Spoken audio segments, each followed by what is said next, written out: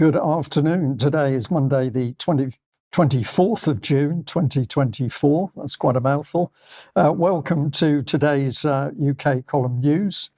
I'm your host, Brian Gerrish, and I'm delighted to have with me today Alex Thomson from the Netherlands and also Mark Anderson speaking from the USA. Now, I'll just say that it's a little bit of a gloomy day, June day here in Plymouth, England, as you might be able to see from the weather out the window behind me. But never mind, we're going to get on with a busy UK column news for our viewers and listeners today. So let's start off with Alex. Welcome. Great to have you back with us. And you've got something to report here. While many people were looking at what was happening in Crimea, Sevastopol, attacks by the Ukrainians in the last couple of days, there was something pretty dark and nasty happening in other parts of Russia. Indeed, Brian. In fact, along the whole southern fringe of Russia in the Caucasus, this is the mountain range between the Black Sea and the Caspian Sea. And there have been attacks at the western end, where the separatist Georgian Republic of Abkhazia suffered attacks in two places reportedly yesterday. But first we will look at what happened at the other end, the Caspian coast. This is the Russian Autonomous Republic of Dagestan, an extremely complicated, overwhelmingly Muslim republic with dozens of nationalities and languages in it, located just north of Azerbaijan along the Caspian coast. Over the last quarter century, it has experienced many overspills of the Chechen conflicts, the two wars at least that have come out of there. That has been kept a little under tabs recently, but just yesterday afternoon, a lady in the historic city of Derbent, not the capital of the Dagestani Republic, but the most historic town there, filmed this out of her window.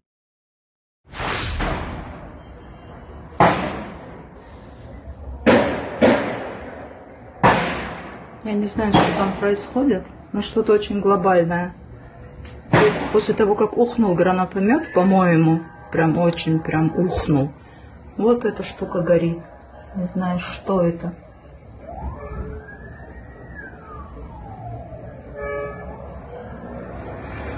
Сука, дурдом, Махачкала.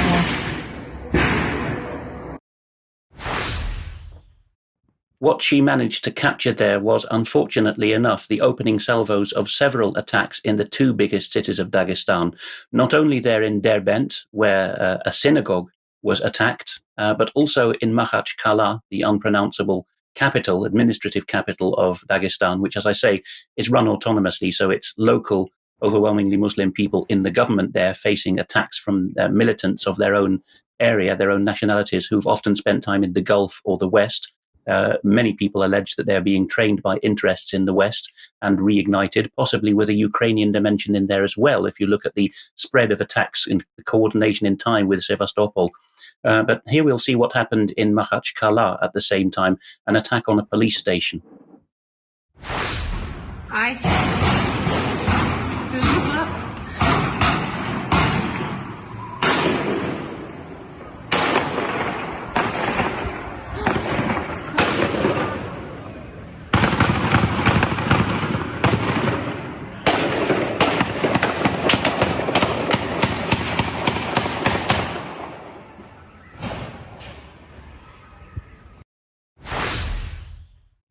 Now, we could get a lot more gory than that, but it would be gratuitous, and we will not. But there is plenty of footage proving that when the Russian security forces managed to move in to both of these urban attack environments, they pumped a number of bullets into the already recumbent, if not lifeless, figures of the attackers.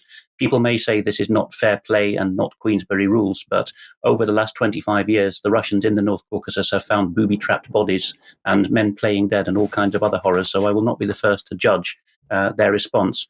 At the end of the day, it turned out that there had been attacks not only on synagogues in these two towns, and here's one of silent footage of the synagogue in Derbent burning, but also an Orthodox cathedral in one of the districts of Makhachkala, the administrative capital, had also been surrounded. There were reports of dozens of hostages being kept by nightfall. A 66-year-old priest apparently had his throat slit. It's very difficult to get confirmations out of these zones, particularly Dagestan, and a guard in the other city, Derbent, guarding a church, armed only with a gas pistol, was reportedly killed.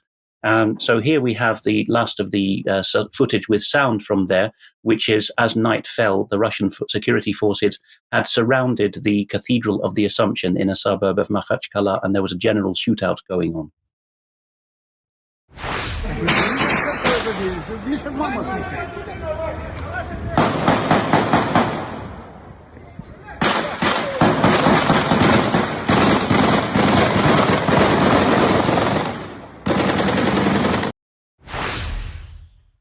So people are often quick to say false flag when they see such attacks. It has a long prior history in Dagestan of being real attacks, whoever was orchestrating them. I do not for 1 minute believe that these were staged by the Russians. And I think there is some preponderance of suspicion here that I wouldn't say people in Kiev, but people aligned with the Kiev war effort in other parts of the world may have pulled on some old strings that they keep alive there in order to set these men in motion. A very bloody day, and the next morning, this morning, we were seeing this kind of aftermath.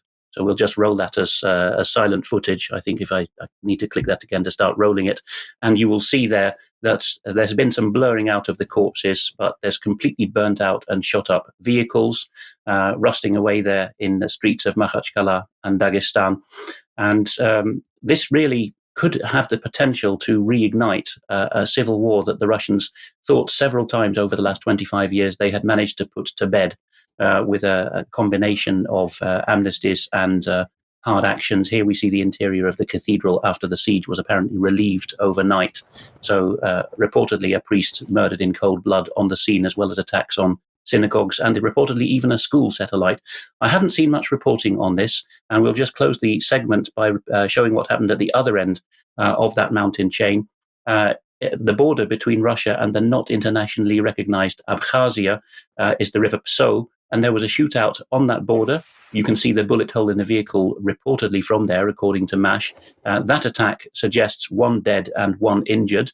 And there was in the interior of Abkhazia, in Novi Afon, a separate attack. The death total in the Dagestani attacks between those two cities I mentioned is reportedly 4 civilians and 15 police, including the police chief of one of the districts of Dagestan.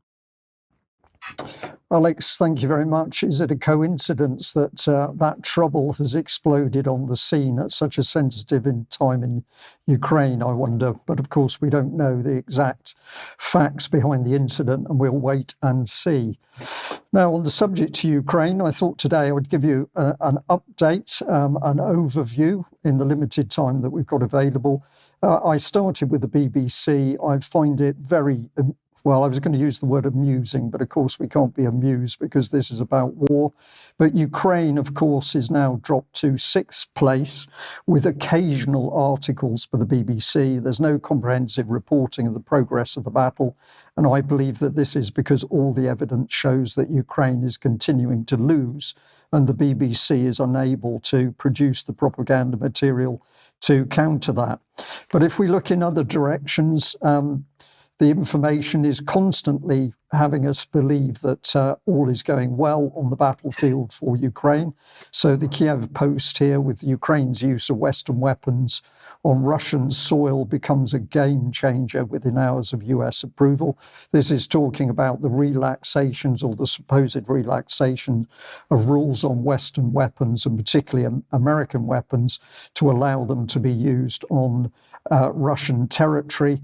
But of course, this is not a game changer at all. It achieves a tactical success, but at the end of the day, it's not going to slow the strategic defeat which Ukraine is suffering. Here's another article from the Kiev Post. Ukrainian drone swarms swamp Russian air defenses, oil refineries, and airfield hit. Now, this is, of course, blatant propaganda again, although the Ukrainians did indeed achieve hits. What it hasn't done is destroyed strategic Russian infrastructure, and it certainly hasn't swamped Russian air defenses. So this is a tactical success, but it's, again, not going to slow the strategic defeat. Now, this is something else that's being reported here. We've got Russian troops cede ground and strike back, frustrating Ukraine's counteroffensives. And it says military analysts say the Russian commanders have been using a tactic known as elastic defense to prevent Ukraine from holding villages and other positions and staging grounds for future attacks. So basically, the Russians, when they come under attack, move back, allow the Ukrainians to move in. And then before the Ukrainians are settled, the Russians attack them. And this has been proving very effective. Here we've got another headline from RBC Ukraine. And this is now claiming that it's the Ukrainian military using the elastic band strategy to buy time before arms arrive. But the difference here is that this is retreat in action. The Ukrainians are retreating from positions into supposedly pre-prepared stronger positions, but the reality on the ground is often those rear defenses have not been produced properly, and therefore the Ukrainians are ultimately being beaten. So if we look at Ukraine at the moment and the elastic band defense, as it were, we can say at the moment Ukraine is outgunned at least 5-1 across the total front, and in many places it's well in excess of 5-1. Ukraine's air force largely destroyed. Ukraine's air defense is very weak. Resupply of Patriot, which the Americans are now saying they're going to concentrate on pulling in all their Patriot supplies and making sure they go to Ukraine, but this is actually going to be too few, too late. We've got Western ammunition and munitions in general. Their resupply efforts are just not enough. The Ukraine at the moment has unsustainable casualties, which have reached up to 2,000 killed and injured per day. And although they still have an army of about 600,000 to 700,000, this has been largely weakened by the large number of older and poorly trained troops, many of whom don't want to be fighting, so low morale is a feature. If we can also add in here that, of course, Ukraine has sustained massive infrastructure damage, which is preventing the production of in-house armour and weapons, and of course repair of damaged vehicles. If we look at the Russian side, Russia is operating a meat grinder, and Ukraine is losing ground across the front. That is a fact. Trained Russian forces now about 100,000 in Belarus, plus 700,000 committed to Ukraine. The Russian military production is increasing and outstripping the collective West. Russian drone production outstrips Ukraine, as does the electronic warfare weapons deployed. And Russia in the last 2 years has sustained missile attacks at about 4,000 strikes per year, which is truly astonishing. Russia can hit any target anywhere in Ukraine, and the Russian big bombs, this is the 500, the 1,500 and the 3,000 kilogram weapons, are wreaking havoc in the areas that they're being used. And Russia continues to smash Ukrainian strategic infrastructure, including the electricity generation, production, bridges and assembly areas. Let's just have a look at this very short clip of former US Marine and nuclear inspector Scott Ritter talking about F-16s coming to Ukraine. Promised F-16s from day one, and none have arrived. After last night, it's unlikely none will ever arrive. The Russians attacked 2 airfields that were being set aside for F-16 deployment. Just today, the news is coming out. There's just not that many Ukrainian pilots trained in F-16s, and there's hardly anybody trained to maintain them. The hero of the day is the squadron maintenance officer. He's the one that keeps the airplanes up and running together with the maintenance crews. And the Ukrainians don't have them. And the bottom line is, I don't believe there's going to be any F-16s going to Ukraine at all, ever. I think the war will end before a single F-16 gets off the ground. So I think they're going to just slow roll this thing. Their hope is that Russia will negotiate into this conflict in a manner which allows Ukraine to retain its military and its government. And once that ceasefire kicks in, then the F-16s will flood in so that they become a reality. Russia's not playing that game. So it's not looking too good on the F-16 front. Let's have a look at this Russian weapon, very large bomb, 3,000 kilogram FAB bomb. And I've used a report from the Military Summary channel because it's a really excellent report on the power of this weapon. Let's have a look. I'm going to talk about Kharkiv direction because the most important updates are coming from this territory. Today, the Russians used FAB 3000s for the second time. In this video, for example, we can see the former school that, according to the Russians, the Ukrainians were using as the, let's say, base or temporary deployment point, and as a result of FAB strike, the building was heavily damaged. Most likely, if there was somebody inside of the building, probably nobody is already inside of the building. This is the second strike. I'll remind you that yesterday the Russian sources published the first strike in the same area, a little bit in the northern direction, in the central part of Liptsy. Let's take a look at this video. In this video we can see another building. According to information we have, this is the former hospital, and some sources reported they managed even to discover some military trucks in the area, and as a result of FAB strike the building was also heavily damaged. Today, this morning, we got another video from the same area. Let's take a look at this, the last video from this direction about FAB. In this video we can see the movement of some soldiers in the area or some civilians who were filming the consequences of FAB 3000 attack, and exactly on this second we see a very big hole inside of the building, which confirms that most likely the building was completely reduced to ruins from inside. So the key part of that report is, even though there wasn't a direct hit, the sheer power of that weapon destroyed what would be for the Ukrainians a fortified building with a very strong concrete structure. So not looking good on the battlefield at the moment.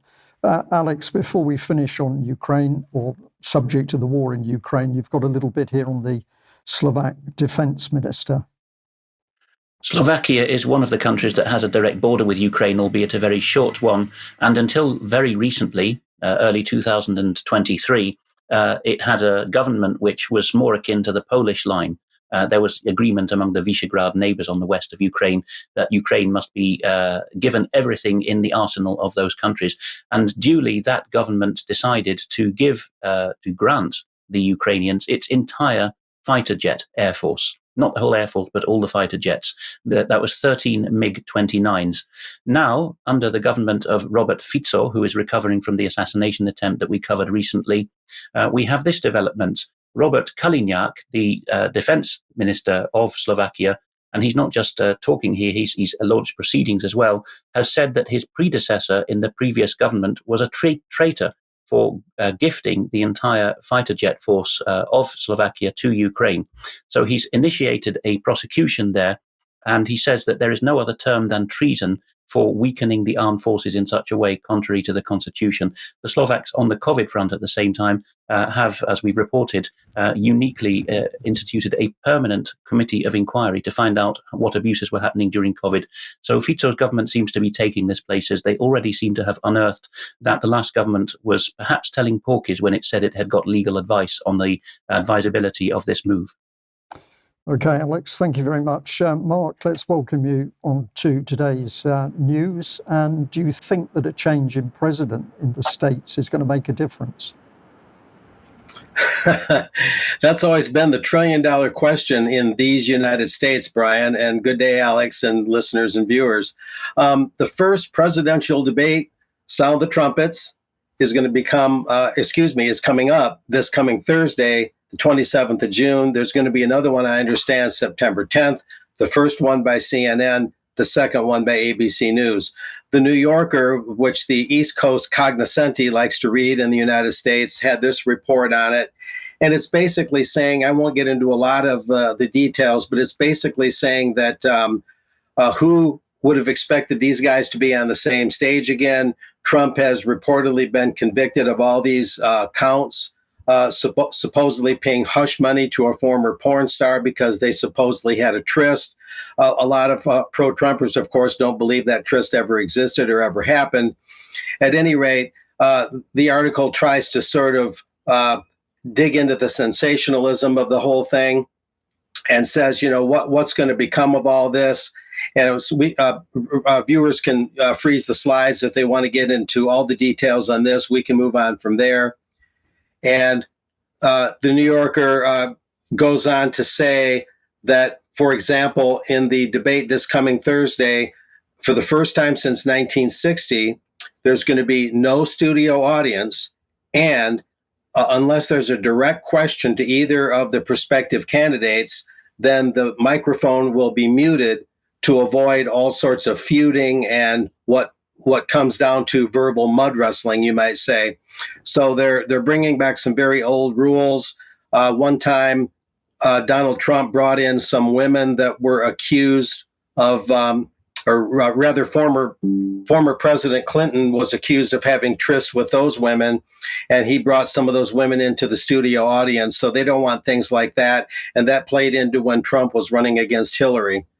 But the next slide is where we really get into the important part of this, and that is, where is RFK Jr.? And this speaks to the larger picture of American politics, and today's report is kind of a good lesson for our largely British audience, though not completely British audience, to learn a little bit more about the woes and strange tidings in American politics. So RFK Jr., the question is asked here in this report, why didn't he qualify for the first presidential debate? Well, ABC News is saying the clock struck midnight on RFK Kennedy Jr.'s window to qualify for CNN's June 27 general debate, and the network formally announced that RFK Jr. won't make the stage.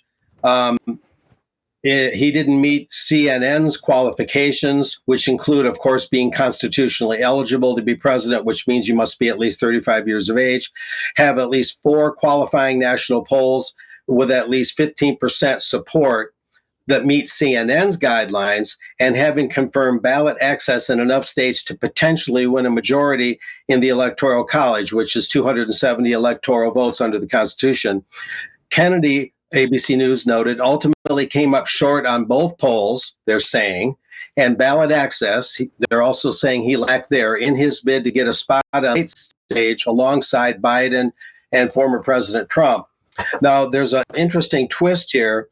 ABC goes on to say, but even though Kennedy didn't qualify, his legal challenge to the debate is still ongoing. In late May, Kennedy's campaign filed a complaint with the Federal Election Commission alleging that the CNN debate violates campaign finance law because, in effect, the network colluded with Biden and Trump, their campaigns, in planning the debate, and is supposedly using different ballot access rules for the two major party contenders compared with Kennedy. CNN has said that Kennedy's complaint is unfounded, and then ABC News says in its own volition, its own nation, all in all, it seems unlikely, although not impossible, that the FEC will intervene on Kennedy's behalf.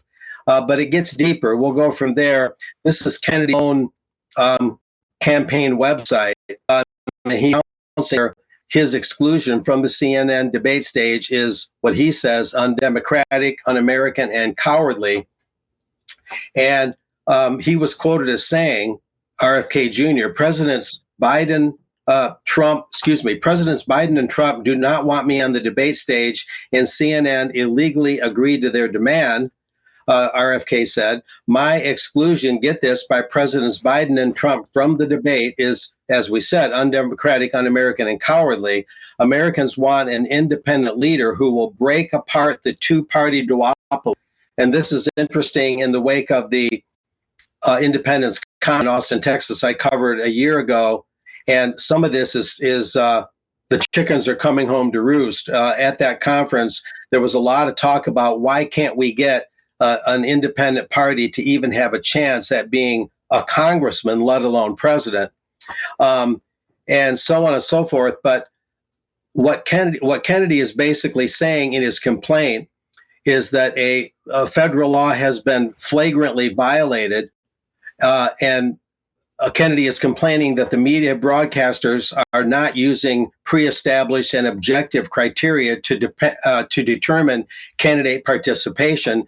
Failure to use objective criteria, I'm reading more from the campaign website, renders the debate this a campaign contribution. So RFK Jr. is basically saying that by applying the matter in this way, at least in the indirect sense, CNN is making a campaign contribution to the two dominant party candidates at the exclusion of the independent Mr. Kennedy, and not using what Kennedy would call objective criteria. And RFK Jr. goes on to say, in release, CNN's published debate criteria require candidate's name must appear sufficient number of ballots to reach 270 electoral vote threshold. CNN is holding Kennedy to this requirement, but is not requiring Presidents Biden and Trump to meet this requirement by claiming they are each the presumptive nominee of a political party. He goes on to say CNN has persisted in this approach after the FEC made clear that the phrase presumptive nominee is not in the FEC's debate regulation, and therefore it cannot exempt CNN from the prohibition on excessive campaign contributions. So what's going on here in the bigger picture, Brian, is technically speaking, and I can flesh this out on the next slide, but technically speaking, Trump is not officially the nominee of the Republican Party, and Biden is not officially the nominee of the Democratic Party, because their conventions, their national conventions for their parties have not taken place yet. But because Kennedy is an independent, he is the automatic nominee as an independent candidate. So Kennedy is claiming that he's going up against two guys that are not actually officially the nominees of their party. So why should he be excluded? That's what it boils down to. And a little bit on this slide that's up now, and we can begin to summarize this. CNN and its staff, RFK's campaign is proclaiming, are now on clear notice, especially given the damning evidence that the Biden campaign has openly demanded Kennedy be excluded from the debates, and Trump reports assurances from CNN that Kennedy will be excluded. Into compliance, RFK's campaign insists, CNN must apply its criteria objectively. Presidents Biden and Trump have not yet been nominated by their parties, and their names are not certified to appear on a single state ballot. And I think Kennedy is right about this. Kennedy, in contrast, has been certified to appear on the ballot of numerous states, including California, Delaware, Hawaii, Michigan, Oklahoma, South Carolina, and Utah. See, these are the kind of things that the mass media cartel, the legacy mass media, doesn't really make clear. They'll just say that Kennedy has filed a suit, but you have to read Kennedy's own literature to really get this fleshed out and understand what's going on. This Associated Press slide, people can freeze this and read it for more details. But like ABC News, like CNN, Associated Press, which plays a big role in assessing and publishing the vote counts during major national elections, and is not always thought to be an objective party, they're calling RFK's campaign a long shot bid. They all want to call it a long shot bid. But the paradox, Brian, is always the same. They don't want to give a lot of ample coverage to RFK in terms of taking his campaign seriously. So automatically they kind of get the result they want, where Kennedy doesn't quite have all the polling. He doesn't quite get all the exposure, which would affect the polling. And so they try and dampen their coverage of RFK, whatever one may think of him.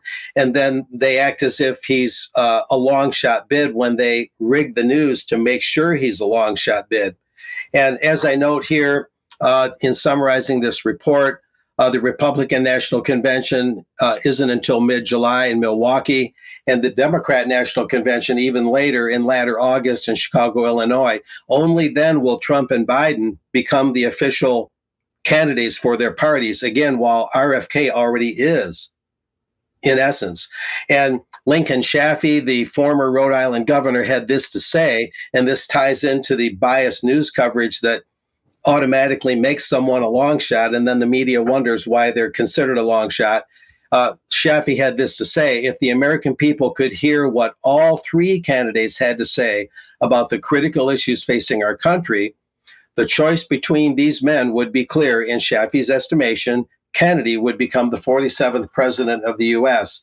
And to wind this up, Brian, the real paradox is that traditionally the Democratic Party would do whatever they could to get a Kennedy on the ballot, given the Kennedy's legendary name in American politics, and run with him rather than Joe Biden, who just turned 81 years old recently. And there's a lot of questions about Biden's mental and physical competence, let alone his ideology and his policies. So you would think the Democratic Party would embrace having a Kennedy, given the history and legacy behind it. But instead, Kennedy is relegated to, you might say, the political ghetto, which is created by the media, of having to be an independent candidate and having to scrape his way through. So that's the huge paradox, and we can talk a little bit more about it in extra, Brian, but that's how it's shaping up.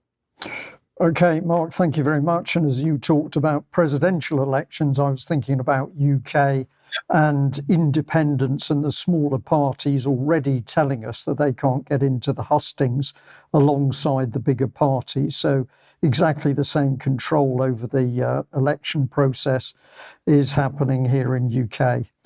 Well, if you like what UK Column is doing, then please support us. Do become a member. Let's just jump back there. Apologies for that. Do become a member of UK Column at that £5 a month. You then become part of the key support of the column to allow us to do what we do. Of course, we also encourage people to share our material, and it's going out on these particular mediums. Facebook, we still got a problem with at the moment as some sort of engagement problem with Facebook, but we'll see what happens. You can also make a purchase in the UK Column shop. That would be really excellent. But I just want to bring us on to this one, and it's Mike's Agenda 21, Your Life in Their Hands, which we've already had a really good response to. This is a really excellent written document, and I would like to personally say to the UK Column audience, we would like every single UK Column member to purchase one of these brochures. The information is fantastic. It allows you to share it with people. But if we could get the participation of each and every UK Column member, this would give us a huge boost to produce more of this material, and of course to produce more video and audio, which many of you are asking us to do. So if you want to help the UK Column in 2024, please buy one of these reports, Agenda 21, Your Life in Their Hands. This could be a huge boost to the column, and you will be getting a very, very valuable report at the same time. Now, I'd also like to say that the UK Column Live, which we did Sunday the 16th of June, talking about us, everybody in the column and how we got here, that's now up on the UK Column website. It's broken down, so you can view it in set pieces instead of one big production. But if you have a look on the UK Column website, you'll find it. Tomorrow at 1 o'clock, we've got an interview going out, which is Mark Byford, the bowler hat farmer, and Charles Mallet is interviewing him. I understand that this is a really interesting and informative interview, so watch out for that one. Now, coming up this weekend, we've also got the Sounds Beautiful Festival in Dorset. That's 27th to the 30th of June. And of course, the UK Column team is going to be there. Lots of good music as well. We just like to say to you that Paul Terry and Mad Mix have collaborated in their production. It's Not Just a Heart Attack, and that will be coming out on YouTube as a premiere on Wednesday, and the single will be available on Friday. So if you're a music lover, watch out for that. But this is part of the beauty of getting together for music and talks and socialising. Now, big date for your diary is Saturday, the 19th of October, 2024. This is going to be at a good venue in Bristol, UK column team as a whole. It's going to be your opportunity to meet us in person and listen to some really good talks. So watch out for that one. We'll tell you more in due course. Now, let's move on to the subject really of the Daily Mail on Saturday. Caught my attention, and I decided unusually to buy one. Here's how the front page looked. So a lovely childish picture of the royal family, which is apparently a magical holiday snap. But it was the headline about Farage that caught my attention. Farage, the West provoked Putin. And in the text, this was what was being said. The reform leader was branded a danger to UK security over his extraordinary claim that NATO and the EU had provoked Vladimir Putin. On the election campaign trail, reform has gained support from veterans for pledges such as increased defence spending, a much bigger army and better housing for soldiers. But last night's comments could threaten that progress and provide a boost for the Conservatives. So the inference here is that all veterans are for war, and they apparently want to go to war with the Russians, which I don't believe for a moment. But this is the thread through this whole Daily Mail article. Now, when we got inside, it got into double-page spreads. Some of it was electioneering, but further attacks on Farage with this sort of commentary, if we bring it up. Farage said that he stood up in the European Parliament in 2014, and he said that he quoted that there will be a war in Ukraine. He went on to say, it was obvious to me that ever eastwards expansion of NATO and the European Union was giving this man a reason to his Russian people to say they're coming for us again and to go to war. Now, that text is perfectly accurate. It's what the Daily Mail said. It is a bit strange, but that is the quote from Farage. So the whole point of the article was that everybody had to be supporting the war against Russia. And when we got deep into the paper, this is what we came across on page 10, but it's an article by Boris Johnson himself. And it said, unless Keir Starmer revokes his endorsement of a Corbyn premiership, he's simply not fit to be Prime Minister. And I took one quote out of the article itself, where Boris is saying, let us focus for a moment on one issue alone, the Russian invasion of Ukraine. This is the biggest and most savage war in Europe since 1945, in which tens of thousands of totally innocent Ukrainians have been killed because the criminal folly and miscalculation of one man, Vladimir Putin. Well, let's sorry to bring that in again. Let's just pop in the label on that. Putin certainly did miscalculate because he trusted the West. And in particular, he trusted at one point Boris Johnson, or it appeared so, who was the man who destroyed peace talks. Alex, very, very quickly, let's just bring you in, if I may, for a bit of comment here, but I just find this obscene that the Daily Mail is focusing in on Boris Johnson, the man who destroyed the opportunity for peace in Ukraine. You would have expected that the Daily Mail, given its profile and the target readership it goes for, would have more bones to pick with Johnson, his dishevelled, immoral carryings on in many ways. But apparently what has trumped that now is this attitude that no politician can warn of war, and no politician or public figure more broadly can say, I understand why our enemies felt provoked. And if you've crossed that bridge, then you might as well pack up shop and stop having Parliament and television and the newspapers. But that's the bridge that we seem to have crossed now, that to express understanding is regarded as tantamount to expressing undying support and sympathy for. Indeed. Thank you for that. And I'll just say, of course, I have never been completely happy with Nigel Farage for a number of reasons, which I'm happy to talk about. But in this case, what was the Mail doing? The only view that you must have is that war against Russia in Ukraine is what all of us should be supporting. But I'd like to draw people's attention to the headline here, where, of course, we've got Boris Johnson. If we just play the little video clip here, what did the Daily Mail do? Well, it scrubbed him up. It tried to make him appear a respectable, trustworthy Tory thought leader to convince the Daily Mail audience that Boris is a man whose opinion we should follow. Let's just listen to the actual clip and hear him speaking and how he was speaking in that inset video. Because if Ukraine falls, it will be a catastrophe for the West. It will be the end of Western hegemony, and we will have no one to blame but ourselves.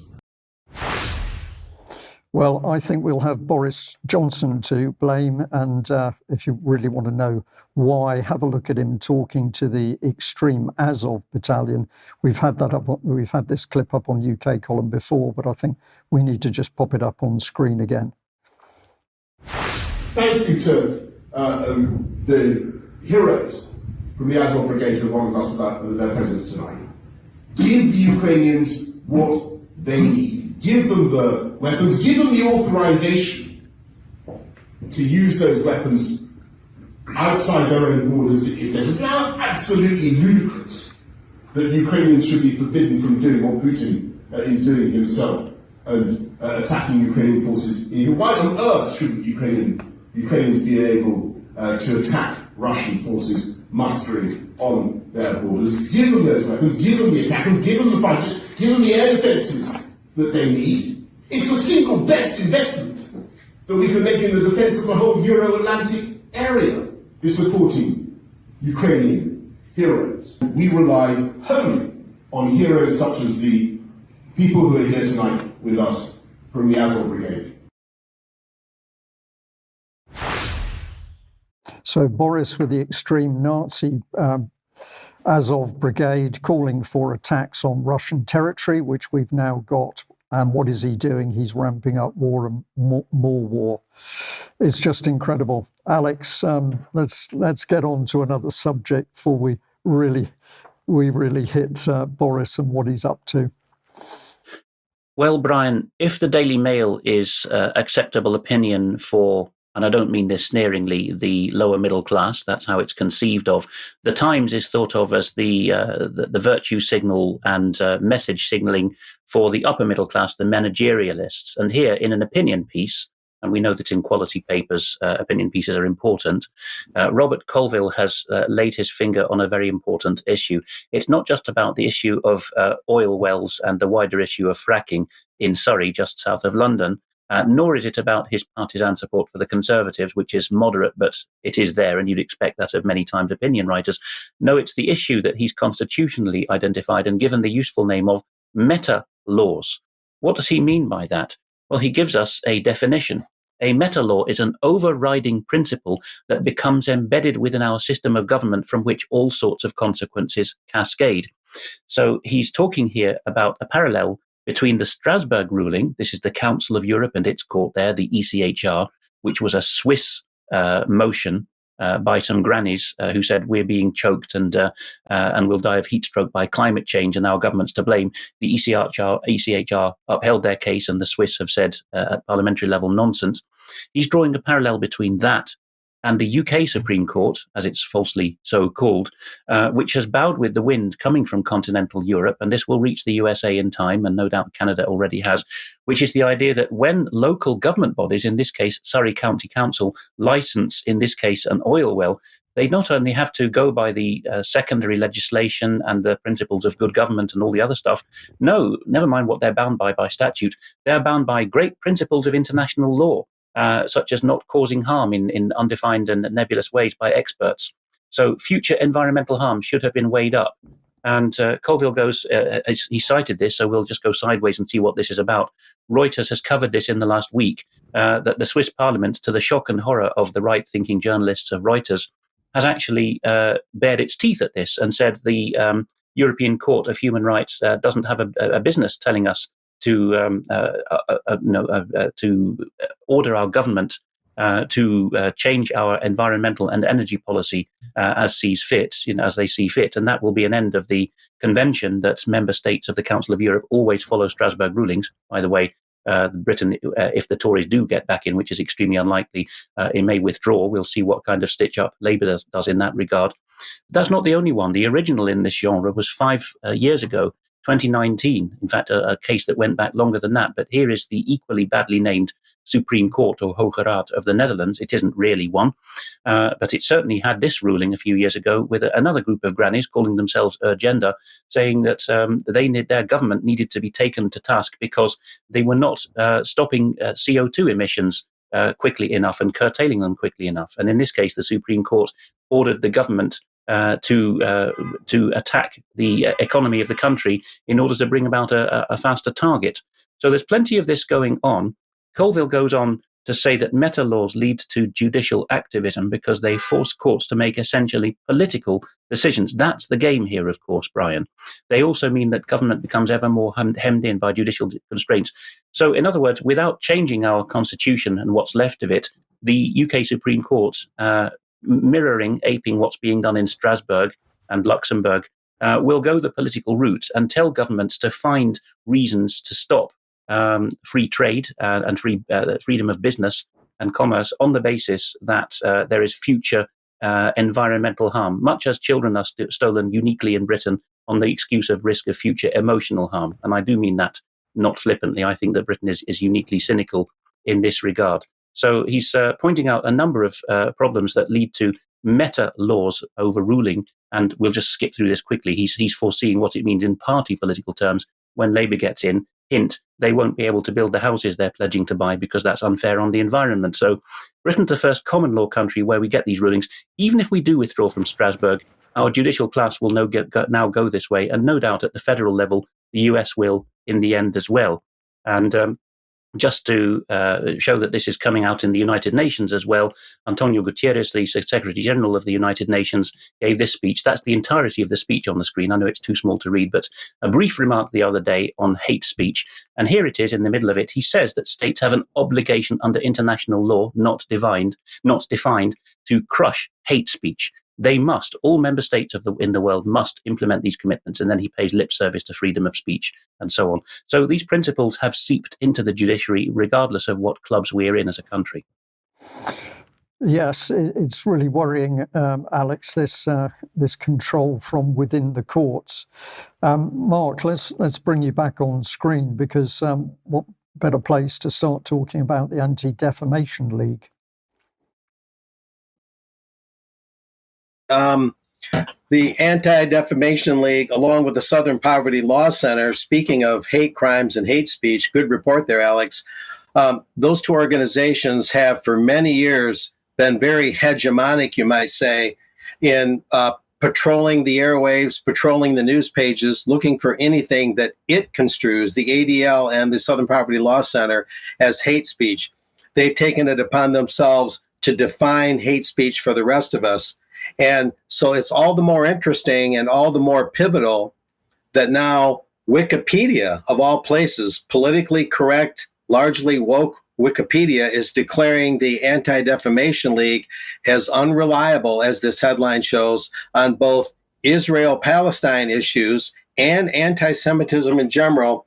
And recall that we've had the video clip of a lady Israeli official who has admitted publicly that oftentimes, probably more often than we realize, the anti-Semitic specter is raised as a basically mental and verbal trick to deflect any legitimate criticism of the Israeli state, et cetera, et cetera. So this is even being reported by I-24, an Israeli news agency, as I'm showing here. Wikipedia's editors last week voted to declare the Anti-Defamation League, a New York-based Jewish advocacy group, as generally unreliable on the Israeli-Palestinian conflict. The word conflict, of course, is a bit off base. An overwhelming majority, this I-24 Israeli report goes on to say, an overwhelming majority of editors are also said to have voted to label the organization unreliable in the topic of anti-Semitism, which is ADL's core focus. That's its bread and butter. Dozens of Wikipedia editors stated that the ADL, quote, should not be cited for factual information on anti-Semitism as well, because it acts primarily as a pro-Israel organization and tends to label legitimate criticism of Israel as anti-Semitism. And that's citing the Jewish Telegraph Agency. So that's one Jewish news outlet citing another. After formal declaration, the decisions will add ADL to the list banned and partially banned of banned and partially banned sources. ADL no longer appears to adhere to a serious, mainstream, and intellectually cogent definition of anti-Semitism, but has instead given into the shameless politicization, my goodness, at the very subject that it was originally esteemed for being reliable on, wrote an editor known as Iskander 323, whose request for a discussion ultimately led to the ban. Anyway, we'll move on from there. And this gets into sort of a side note that's relevant to what I'm talking about. Both these CNN articles were written by Kate Sullivan, the left one recently on the 20th of June and the right one on the 6th of October last year. And this is an example of the ADL at work. In one, Trump floats the Migrant League of Fighters in his latest dehumanizing rhetoric against migrants. And in the other, Trump's anti-immigrant comments draw a rebuke. And basically what the ADL and similar critics have been saying about Trump is that everything he says is nativist, white supremacist, and even reminiscent of Adolf Hitler's racial purity and Aryan theories. But in fact, that's not really what Trump has been saying, even though it's a good example, a textbook example of what the ADL's treachery is all about and the way they mislabel people. And in fact, the critics of the Anti-Defamation League will say that the ADL is in the business of defamation. Defamation is actually the core of the so-called ADL. And this is what Trump was criticized for saying. And this concludes my report for today, Brian. Trump said this: it's poisoning the blood of our country. It's so bad, and people are coming in with disease. People are coming in with every possible thing that you could have. Donald Trump, Republican presidential candidate. But the ADL and similar critics are saying that that comment is in league with Aryan and white supremacist and nativist sensibilities, when in fact, an objective look reveals that what Trump is talking about, even though it might be a slightly crude way of saying it, what he's talking about in terms of blood and impure things, he's talking about people coming over the border in large numbers with communicable diseases. So you can, in that dramatic case, Brian, how someone can be misquoted by the ADL, and it shows how much they misrepresent the issues.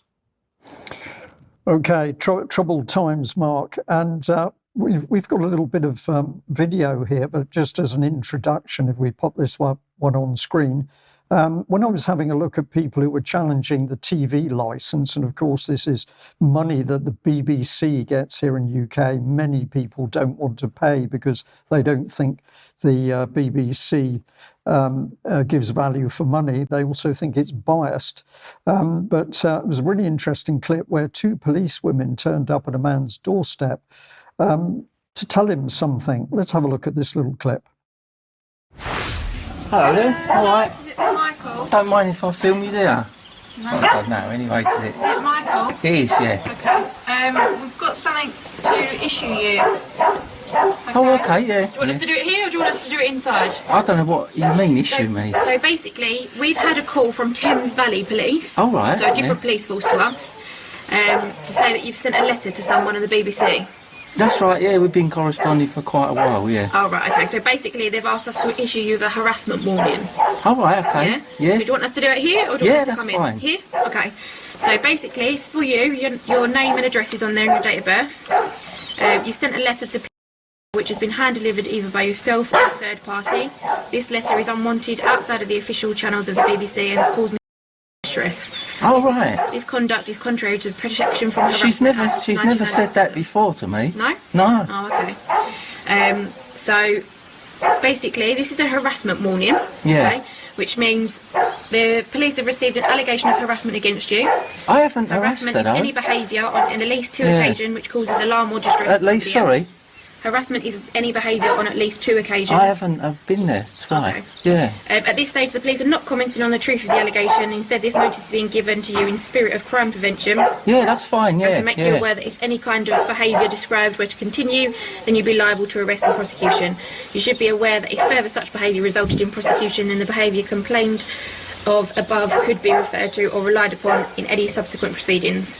This notice is neither a court order nor a criminal record, but will be kept by the police for the purpose of any future investigations and retained in accordance with national guidelines on the management of police information. So on the basis of one letter, there's classing it as Yeah. harassment. That doesn't... Basically, it's not come from Essex Police. It's Thames Valley Police have received the information and they've asked us to issue it on their behalf. But it does say two or more, yeah?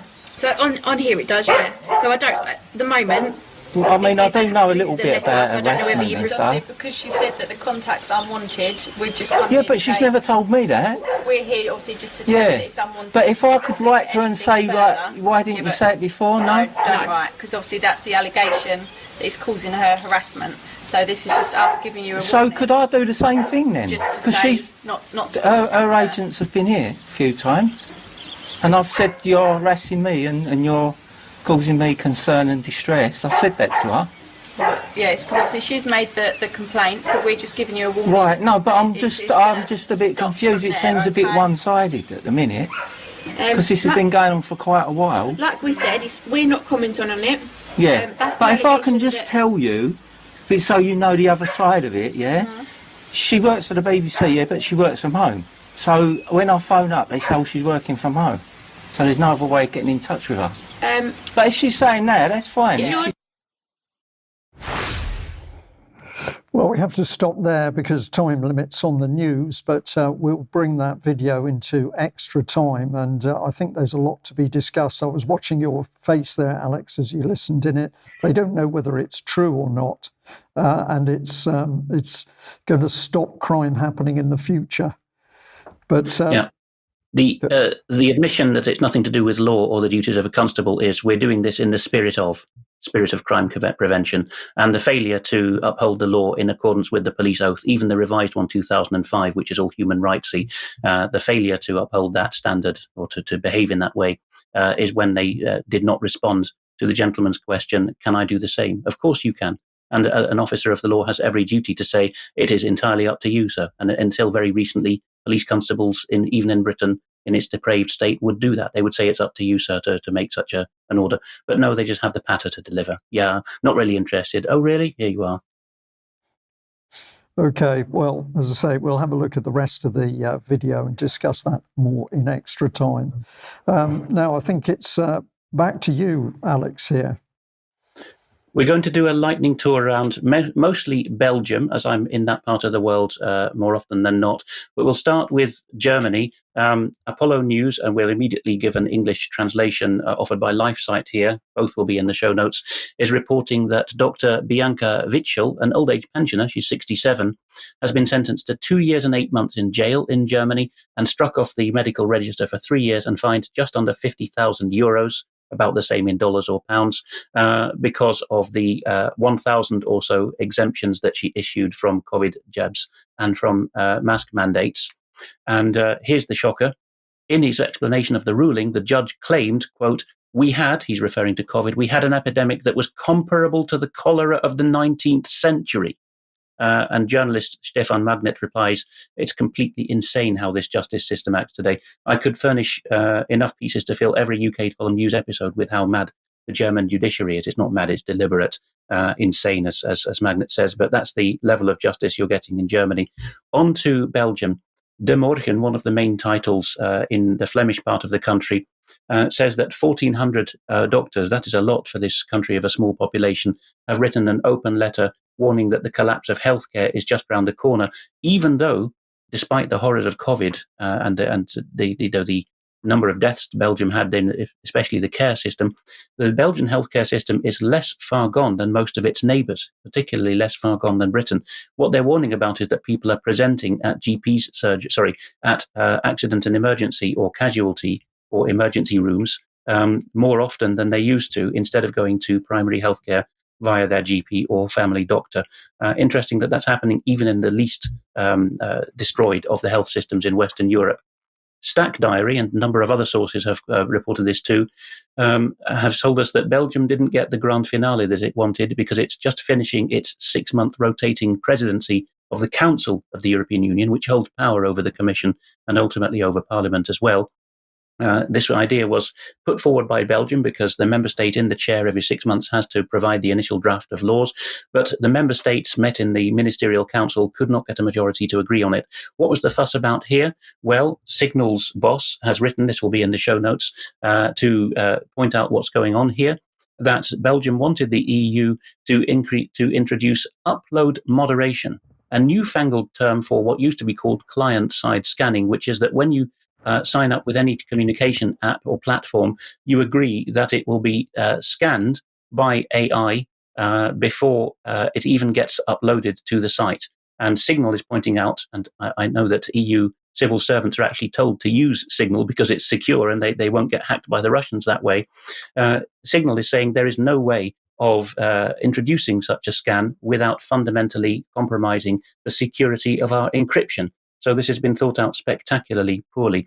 At the same time, by the way, and this will be in the show notes, though I don't have a slide for it, the Belgians are shooting ahead with their intention of having digital identity for citizens to communicate with their government, even though 3/4 of the Belgians surveyed on one of these things, so they didn't want it on their phone. What they've done instead, there will be another piece on the show notes in this regard, is provide people who are willing with what they call an e-box in their living room.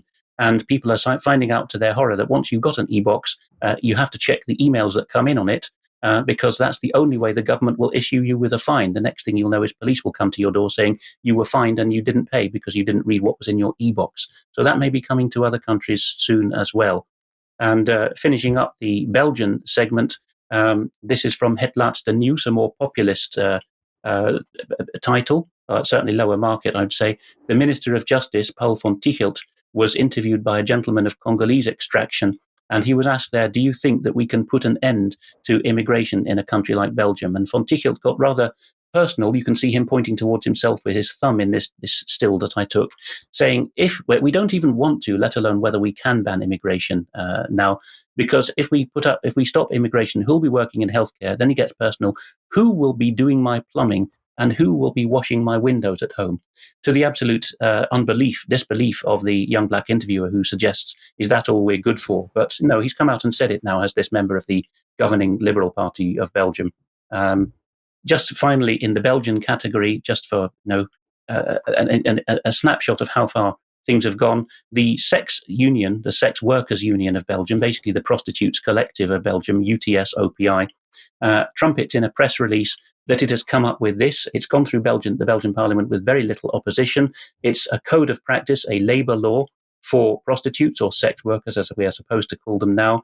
They boast that there are all kinds of freedoms now, so that a prostitute always can say no to a client or a particular act that they are induced to do, and that they don't have to sit in those windows in a red light district if they feel threatened by anything. But look at this. If they invoke any such rights, if they say no to a punter or a John to our Americans viewers, then if it's more than 10 times in a 6-month period, the employer may seek governmental mediation. The only trouble there, Brian, is that the employer of a prostitute is actually a pimp. So this is a pimp's charter. Belgium has passed, with very little opposition, an agreement and a law which allows pimps to complain to the government that the girls they are turning a profit on are saying no to particular clients. You couldn't make it up, but they're very proud of it because it shows that regulation has won out and that sex workers are now fully protected by law. Silence. Every time we think we've heard crazy things, there's something else comes along in the clown world. So I think we're going to have to leave it there today. Mark, I know you've got some border issues. We'll bring those into extra time. So we'll say a huge thank you to the UK Column audience. Thank you very much for joining us today. And if you're a signed up member of UK Column, please have a look at the pamphlet book, Your Life in Their Hands, and see whether you can buy one of these. It would be wonderful if every single one of the UK Column members would buy one of these leaflets, and that will be a tremendous boost for the column in what we can do from here on. So over to you on that. We'll be back in a few moments for UK Column Extra. Aside from that, UK Column News will be back at 1 o'clock on Wednesday. See you then. Bye-bye.